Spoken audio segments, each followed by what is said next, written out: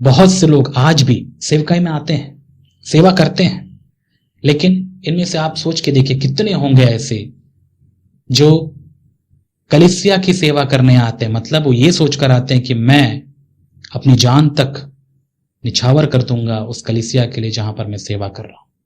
उनसे मैं कुछ नहीं लूंगा, मैं कभी उनका फायदा नहीं उठाऊंगा, उनको मैं अपने पर्सनल व्यक्तिगत चीजों में उनका इस्तेमाल नहीं करूंगा। कई रखवाले बहुत चालाक होते हैं, अपने व्यक्तिगत कामों को भी अब किस पर थोप देते हैं? कलीसिया पर, और एक नाम देते हैं, यदि तुम प्रभु के दास की सेवा करोगे तो तुम प्रभु की सेवा कर रहे हो। भाई और बहन, आपको बताने की जरूरत नहीं है ऐसी, क्योंकि परमेश्वर का वचन वे भी जानते हैं और उनको पता है कि प्रभु के दास की उसकी आवश्यकता में मदद करनी चाहिए। ये बात प्रभु उनके मन में डालेंगे, इसे हमें बताने की जरूरत नहीं। ये वही बात हो गई, आप इज्जत की डिमांड कर रहे हैं। इज्जत का डिमांड नहीं होता, या इज्जत हम दबाव से नहीं पाते। इज्जत प्रेम से दिया जाता है।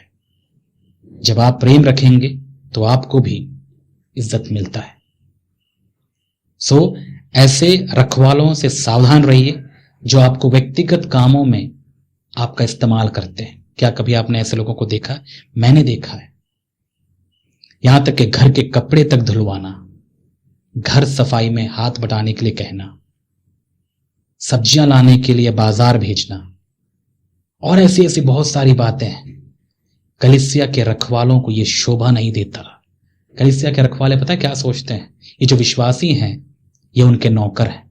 अच्छा, एक बात बताइए, सेवा करने वाला नौकर होता है या फिर जो चर्च में आ रहे हैं वो नौकर है? ये मानसिकता आपने कहां से अपने अंदर पैदा किया? ये प्रभु की मानसिकता नहीं। प्रभु ने कभी भी अपने लोगों का शोषण नहीं किया। एक प्रकार का शोषण है। आप मदद मांग सकते हैं, मदद मांग सकते हैं। जब आपको सच में ऐसा कोई समय है जब आपको सच में मदद की जरूरत है, आप बोल सकते हैं, लेकिन उसके लिए भी आपको बड़े ही सोच समझ कर करना चाहिए, ताकि विश्वासी को ऐसा फील ना हो कि उसका इस्तेमाल किया जा रहा है। सच बताऊं, मैं हमेशा इस बात का मैं ख्याल रखता हूं कि मैं यहां पर आप जो आते हैं प्रभु की वचन सुनने के लिए, मैं कभी नहीं चाहूं कि मैं आपको अपने व्यक्तिगत कामों में इस्तेमाल करूं। यहां तक कि कई बार जब मैं बीमार पड़ जाता हूं, मैंने देखा है कि जब मैं बीमार पड़ जाता हूं, कई विश्वासी आप आते हैं और मुझे कई बार आप में से बहुतों ने हॉस्पिटल मुझे लेकर गए, और उस प्रेम के लिए मैं आपका धन्यवाद देना चाहता हूं।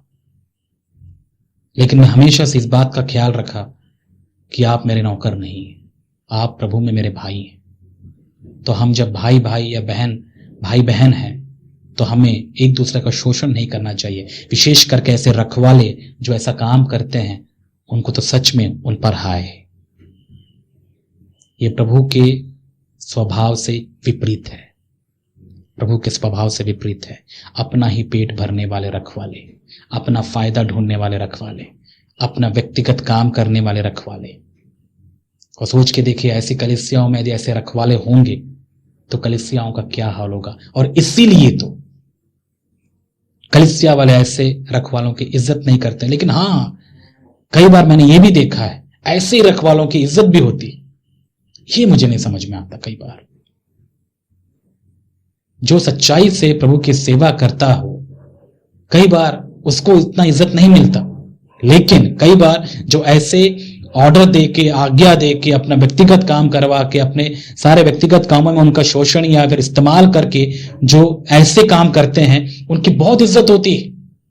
मैंने कई बार ऐसा देखा भी है, और लोग ऐसों के पास ही जाते हैं, पता नहीं क्यों। और ये बातें जब मैं पौलुस के बारे में समझता हूं, उसके बारे में जब मैं पढ़ता हूं दूसरा कुरिन्थियों में, ऐसा ही कुछ मुझे एहसास होता है उसके बारे में पढ़कर कि पौलुस ने सच्चाई से सेवा किया, लेकिन वो इज्जत उन्हीं क्यों दिए जो उनको लूटे,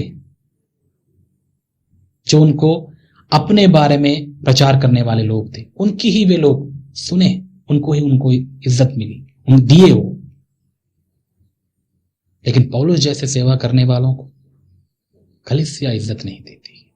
ये बात एक और बात है।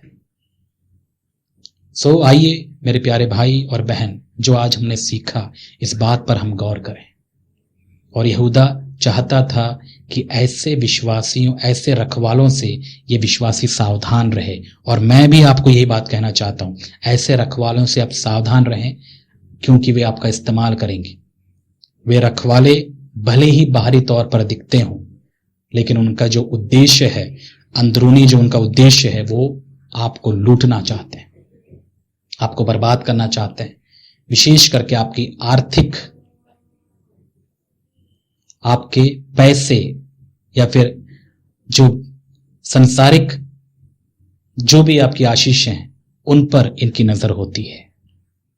ऐसे लोगों से सावधान रहिए। अब क्यों सावधान रहने की जरूरत है? नंबर 1, सावधान आपको इसलिए रहना है क्योंकि ये जो प्रवृत्ति है, ये जो स्वभाव है, ऐसे गंदे जो स्वभाव होते हैं, ये फैलता है। यदि आप ऐसे ही रखवालों के अंदर काम कर रहे हैं या फिर उनके साथ में आप रह रहे हैं, उनको देखेंगे, उनकी इस प्रवृत्ति पर गौर करेंगे, और यदि आप इस पर सावधान नहीं रहेंगे तो ये धीरे धीरे धीरे ये स्वभाव आप पर या फिर आप में ट्रांसफर हो जाता है, और आप भी एक दिन वैसा ही बन जाओगे, ये बताते हुए कि हमारे रखवाले भी तो ऐसे ही करते हैं, हम क्यों ना करें। कई जूनियर्स होते हैं, जूनियर्स मतलब जो उस रखवाले के साथ काम करने वाले होते हैं, जो सेवक होते हैं, वे लोग ऐसे रखवालों को देखकर वे भी ऐसे ही बन जाते हैं। वो कहते हैं हमारे बड़े तो ऐसे ही करते थे, तो हमें भी ऐसे ही करना चाहिए। क्या गलत है? जब उनको गलत नहीं लगा तो हमें क्यों गलत लगना चाहिए? मूर्ख हैं ऐसे लोग। जब वो गलत कर रहा था तो तुम्हें क्या गलत करने की जरूरत है? मैंने भी अगुओं के अंदर काम किया है, लेकिन मैं हमेशा इस बात का ख्याल रखता था, उनकी अच्छी बातें मैं लूंगा जरूर, लेकिन गंदी बातों से मैं हमेशा अपने आप को दूर रखूंगा। मुझे पता है कि वो चीजें प्रभु की ओर से नहीं है, उस बातों से मैं हमेशा सावधान रहूंगा, और प्रभु ने मुझे बचा के भी रखा। यही बात मैं आपको भी कहना चाहता हूं। आपको पता है कि जो रखवाले हैं, यदि आपको ऐसे रखवाले मिलते हैं, उसको आप कॉपी मत करिए। ये स्वभाव घटिया है, और ऐसे स्वभाव के लिए उनको प्रतिफल मिलेगा। और यदि आप बिना सोचे समझे ऐसे लोगों को फॉलो या अनुसरण करेंगे, यदि आप भी ऐसे हो जाएंगे, उनके जैसा सजा आपको भी मिलेगा। इसलिए सावधान रहिए कि कहीं आप में ऐसे गुण ना आ जाएं। दूसरी बात, सावधान क्यों रहना है हमें? यदि आप सावधान नहीं रहेंगे मेरे प्यारे भाई और बहन, आप लुट जाएंगे। सच कह रहा हूं मैं, आप लुट जाएंगे, क्योंकि इनको डर नहीं है, प्रभु का डर नहीं है। हमने पहले ही पढ़ा, ये बेधड़क अपना ही पेट भरने वाले रखवाले, इनको डर नहीं है कि परमेश्वर उनका न्याय करेगा। यदि डर होता तो ऐसे काम ना करते, प्रभु पर भरोसा रखते। और क्योंकि इनको डर नहीं है, वे लोग तो अपना काम ईमानदारी से करेंगे, और ईमानदारी से जब वे काम करेंगे, यदि आप सावधान नहीं हैं, आप भी लुट जाएंगे। आप अपना सारा प्रभु का दिया हुआ जो भी संसारिक आशीषें हैं, आप ऐसे लोगों को दे बैठेंगे, क्योंकि वे आत्मिक तौर पर इतना ज्यादा आपको विश्वास दिलाएंगे, कन्विंस कर देंगे कि ये प्रभु के लिए ही है। इसीलिए तो कई बार लोग रिपोर्ट्स के जरिए, कई बार हमारे सेवकाई के बारे में ऐसा है वैसा है ऐसा बताकर वे क्या चाहते हैं? वो यही चाहते हैं कि जब लोग सुने तो वे विश्वास रखें और उनको सपोर्ट करें। तो इसीलिए हमें सावधान रहने की जरूरत है। तो मेरे प्यारे भाई और बहन, उम्मीद है कि आपको ये बातें समझ में आई, और मैं आशा करता हूं कि आप इन बातों को गंभीरता से लेंगे। प्रभु आपको आशीष दे।